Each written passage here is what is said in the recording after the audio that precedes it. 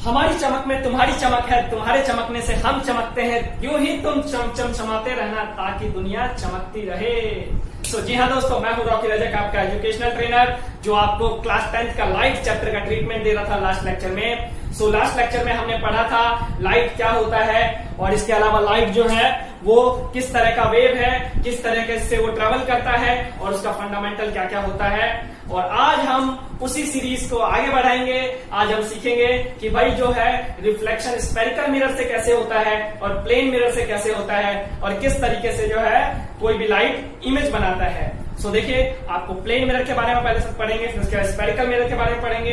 Plane mirror क्या होता है? वो मिरर जो अपने घरों में यूज करते हो, जैसे कि ये मिरर मैंने लास्ट टाइम भी दिखाया था। ये जो मिरर है ये कौन सा है? It's a plane mirror. ये जो है हमारे पास प्लेन मिरर है। प्लेन मिरर की फर्स्ट प्रॉपर्टीज होती है कि भाई ये प्लेन होता है, ये जो है पूरा का पूरा प्लेन होता है, कुछ इस तरीके से पूरा का पूरा प्लेन होगा। और जब इसके ऊपर लाइट स्ट्राइक करेगी, स्ट्राइक करने के बाद वो उसी मीडियम पे वापस आ जाएगी। दूसरी प्रॉपर्टीज कि भाई प्लेन मिरर में जो इमेज बनेगी वो सीधी इमेज बनेगी। वो जो इमेज बनती है वो सीधी इमेज बनेगी। जैसे आप देखते हो, एग्जांपल के लिए देखो, जैसे आप इसके अंदर देख रहे हो कि भाई जैसे सामने चीज रखा हुआ है वैसा ही दिख रहा है, सीधा है। और बस फर्क क्या है कि भाई ये इरेक्ट है, वर्चुअल एंड इरेक्ट है, मतलब कि लेफ्ट का राइट, राइट का लेफ्ट। जब आप इसमें अपना चेहरा देखते हो, चेहरा देखने पे क्या होता है कि भाई चेहरा देखने पे हमारे पास लेफ्ट वाला पोर्शन राइट हो जाएगा, राइट वाला पोर्शन लेफ्ट हो जाएगा। दूसरी प्रॉपर्टी लिखते जाना, ये प्लेन मिरर की दूसरी प्रॉपर्टीज, इमेज कौन सा प्रोड्यूस करेगा? Virtual and erect. Third properties कि भाई जितना डिस्टेंस पे ऑब्जेक्ट होगा उतना ही डिस्टेंस पे इमेज बनेगी। जितना डिस्टेंस पे ऑब्जेक्ट उतना ही डिस्टेंस पे इमेज, मतलब कि अगर ये मिरर है और ये ऑब्जेक्ट है, इसके बीच में 1 मीटर का डिस्टेंस है, तो इमेज कितनी मीटर की बैक में बनेगा? 1 मीटर बैक में। और जो इमेज बनेगा ना वो बिहाइंड द मिरर बनता है, यहाँ पे बिहाइंड द मिरर। और वर्चुअल इमेज है जिसकी वजह से इसको स्क्रीन पे ट्रेस नहीं कर सकते हो, आपको स्क्रीन पे देखने को नहीं मिलेगा। ये ऐसा इमेज है जो कि आपके ख्यालों में है बट एक्चुअल में एग्जिस्ट नहीं करता। मतलब कि आप शीशे में जो देख रहे हो वो एक्चुअल में एग्जिस्ट नहीं कर रहा। That's a virtual image. Virtual मतलब कि जिसका कोई अस्तित्व ही नहीं है, जिसका कोई फिजिकल एग्जिस्टेंस ही नहीं है। इमेज की फिजिकल एग्जिस्टेंस रहे या ना रहे, आपकी फिजिकल एग्जिस्टेंस बनी रहनी चाहिए ताकि आप इस दुनिया में अपने आप को रिप्रेजेंट कर सको। इसके अलावा जो है आपका जो प्लेन मिरर की जो नेक्स्ट प्रॉपर्टीज है कि भाई ये जो आपका इमेज बनाएगा, ये इमेज जो बनाता है ये हमेशा वर्चुअल एंड इरेक्ट इमेज बनाता है। और इसके अलावा जो है आपका इसका रेडियस ऑफ कर्वेचर इनफाइनाइट होगा। इसका रेडियस ऑफ कर्वेचर इनफाइनाइट मतलब रेडियस ऑफ कर्वेचर का मीनिंग है कि भाई मैं इसको इधर अगर मैं सर्कल कंप्लीट करना चाहूं, इसको कभी सर्कल कंप्लीट करना चाहूं, कभी पॉसिबल नहीं है कि इसका सर्कल कंप्लीट हो पाए। दैट्स व्हाई इसको हम बोलेंगे रेडियस ऑफ कर्वेचर इसका क्या हो जाएगा? इनफाइनाइट हो जाएगा। ये जो है हमारे पास क्या है? प्रॉपर्टीज है प्लेन मिरर की। प्लेन मिरर की ये बेसिक प्रॉपर्टीज है। अब उसके बाद बात करते हैं स्फेरिकल मिरर की। स्फेरिकल मिरर आपके पास 2 तरीके का मिरर होता है। स्फेरिकल मिरर 2 तरीके का कौन कौन सा? एक होगा आपके पास कॉन्केव मिरर और एक होगा आपके पास कॉन्वेक्स मिरर। स्फेरिकल मिरर 2 तरह का, एक होगा कॉन्केव और एक होगा कॉन्वेक्स।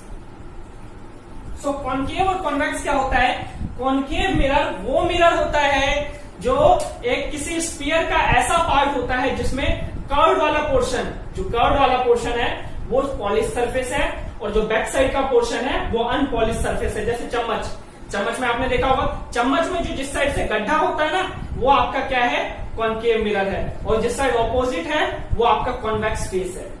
चम्मच में आपका दोनों फेस होता है, कॉन्केव भी कॉन्वेक्स भी। आपका जिस साइड गड्ढा है वो आपका कॉन्केव फेस है, और जिस साइड आउटवर्ड है वो आपका कॉन्वेक्स फेस है।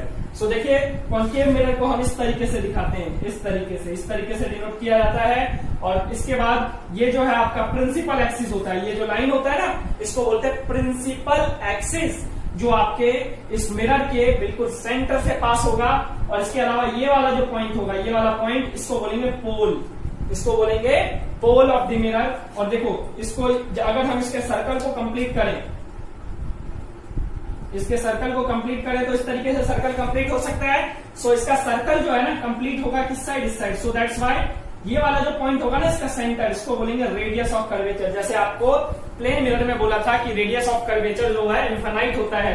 सो यहाँ पे रेडियस ऑफ कर्वेचर इनफाइनाइट नहीं होता, यहाँ पे रेडियस ऑफ कर्वेचर कुछ ना कुछ जरूर होगा। और इसके अलावा इस आर और पी के बीच में एक पॉइंट होता है जिसको बोलते हैं एफ। इस आर और पी के बीच में एक पॉइंट होता है जिसको बोलते हैं एफ, और ये जो एफ होता है इसको बोलते हैं focus point. It's a focus point. और बच्चों ये जो एफ और पी के बीच का जो डिस्टेंस है ना, ये r/2 होगा। एफ और पी के बीच का डिस्टेंस जो होगा r/2 होगा, जिसको बोलते हैं फोकल लेंथ। जिसको क्या बोलेंगे? Focal length. ये हो जाएगा r/2, मतलब कि रेडियस का हाफ, रेडियस ऑफ कर्वेचर का हाफ। और इसके अलावा आपका जो है फोकस की जो वैल्यू है हमेशा नेगेटिव होगा। फोकस की वैल्यू हमेशा नेगेटिव होगा। नेगेटिव क्यों होगा बच्चों? क्योंकि ये जो पोल है ना, पोल के लेफ्ट में जो कुछ भी होता है डिस्टेंस उसको नेगेटिव मानते हैं, और पोल के राइट में जो कुछ भी डिस्टेंस होता है उसको हम पॉजिटिव मानते हैं। सो दैट्स व्हाई यहाँ पे जो फोकल लेंथ है वो हमेशा नेगेटिव होगा। अब इसके अलावा जो है ये इमेज कैसा बनाएगा, इमेज का नेचर कैसा होगा? सो बच्चों इसका जो इमेज का नेचर होगा रियल एंड इनवर्टेड। याद रखना, रियल एंड इनवर्टेड। जैसे आपका प्लेन मिरर में क्या होता था?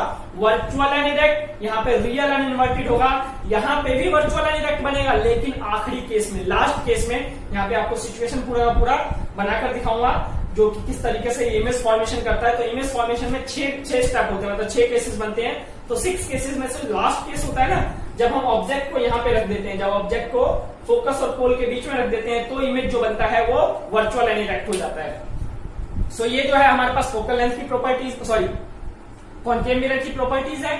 अब उसके बाद बात करते हैं कॉन्वेक्स मिरर की। सो देखो कॉन्वेक्स मिरर कौन सा हो जाएगा भाई? कॉन्वेक्स मिरर ऐसा मिरर जो कि जिसका जो पॉलिश सरफेस है ना वो बाहर की साइड, आउटवर्ड वाला हो। जैसे बताया था चम्मच का उल्टा साइड जो होता है वो अगर पॉलिश्ड हो तो उसको बोलते हैं कॉन्वेक्स।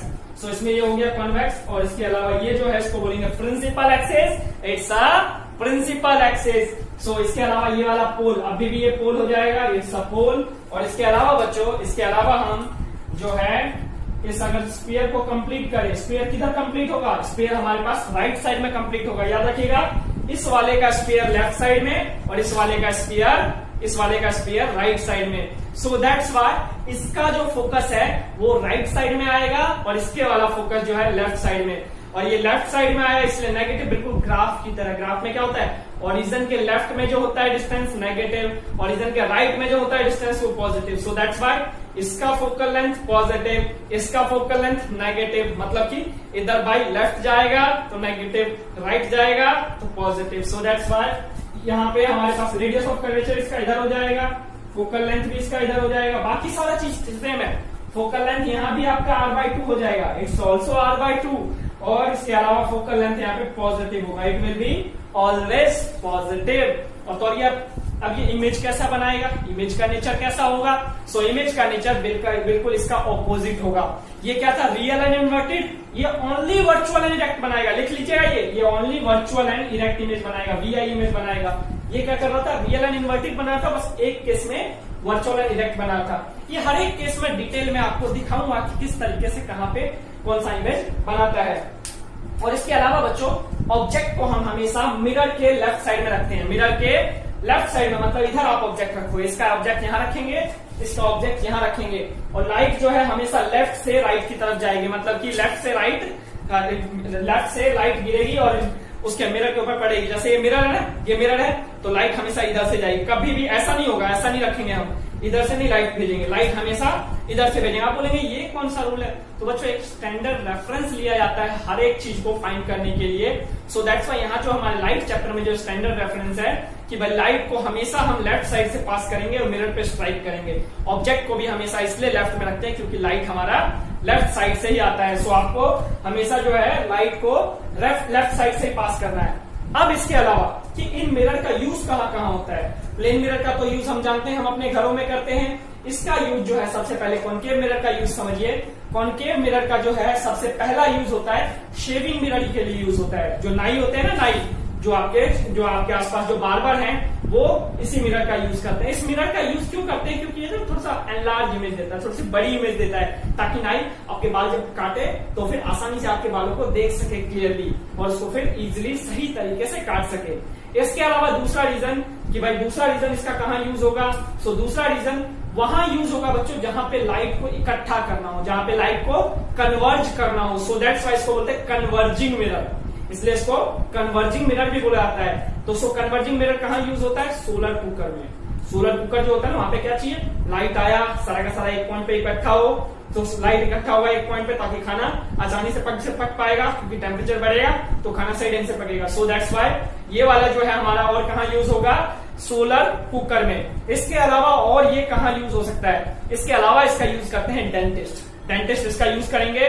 सो डेंटिस्ट आपके दांत की इमेज देखने के लिए, आपने देखा होगा जब डेंटिस्ट के पास कभी गए हो तो एक छोटा सा चम्मच जैसा होता है, उसको आपके माउथ के अंदर डालता है, इस तरीके से डालता है और उसको देखने की कुछ कोशिश करता है। वो क्या देखता है? आपके टिथ के इमेज को देखता है कि आपके टिथ की पोजीशन कैसी है, शेप ठीक है या नहीं है, उसमें कोई बैक्टीरिया तो नहीं आ गया, कैविटी तो नहीं होगा।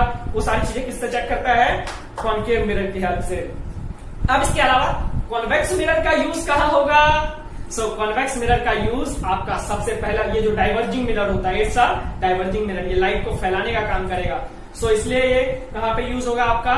ये आपका यूज होता है गाड़ियों में यूज होगा बैक साइड को देखने के लिए। रियर व्यू मिरर आप देखते हो ना गाड़ी के है जो उसमें साइड मिरर जो होता है पिछला पोर्शन देखने के लिए, वहां यूज होगा। इसके अलावा इसका यूज करते हैं सिक्योरिटी पर्पज से। पब्लिक प्लेस पे ज्यादा पहले आप तो कैमरे आ गए, जब पहले कैमरे नहीं होता था, जहां गार्ड बैठता था ना वहां कॉन्वेक्स मिरर लगा देता था ताकि वो पीछे का पोर्शन सारा का सारा व्यू आसानी से देख सके। सो जहां भी सिक्योरिटी पर्पस है वो यहाँ देख पाएगा। और इसके अंदर जो इमेज बनती है ना जनरली छोटा बनता है, जो इमेज बनेगी वो इसकी रिस्पेक्ट में छोटा बनेगा। और इसके अलावा आपका जो है ये जो है आपका उसमें गाड़ियों में आपका जो गाड़ी होता है हेडलाइट में भी ये वाला मिरर यूज होता है। और ये वाला जो मिरर टॉर्च में यूज होता है, क्योंकि टॉर्च में क्या होता है? लाइट इकट्ठा करना होता है। ये वाला भी टॉर्च में मतलब गाड़ियों में अब यूज होने लग गया है कुछ लाइटों में, क्योंकि कई तरह की लाइटें आने लग गई हेडलाइट्स। सो डिफरेंट लाइट्स में डिफरेंट तरीके से यूज होता है। सो ये है आपका स्फेरिकल मिरर के बारे में थोड़ा बहुत ब्रीफ में ज्ञान देने की कोशिश किया। अब अगली बार जो है हम इसको इमेज बनाना सीखेंगे कि कौन सा ऑब्जेक्ट को हमने कहाँ रखा तो इमेज कैसे बनेगा, इन्फिनाइट पे रखा तो क्या होगा, इसके अलावा हमने पोल पे रखा तो क्या होगा। डिफरेंट केसेस हम क्रिएट करेंगे और इस चैप्टर को डेप्थ में जानने की कोशिश करेंगे। सो आज के लिए इतना ही रखेंगे, फिर मिलेंगे अगली सभा में। तब तक के लिए दुआओं में याद रखना, और अगर चीजें बहुत अच्छी लगी हो तो आप सब्सक्राइब कर ले, लाइक कर ले, शेयर करें दोस्तों में, ताकि हम 90++ का टारगेट अचीव करेंगे। Goodbye, take care.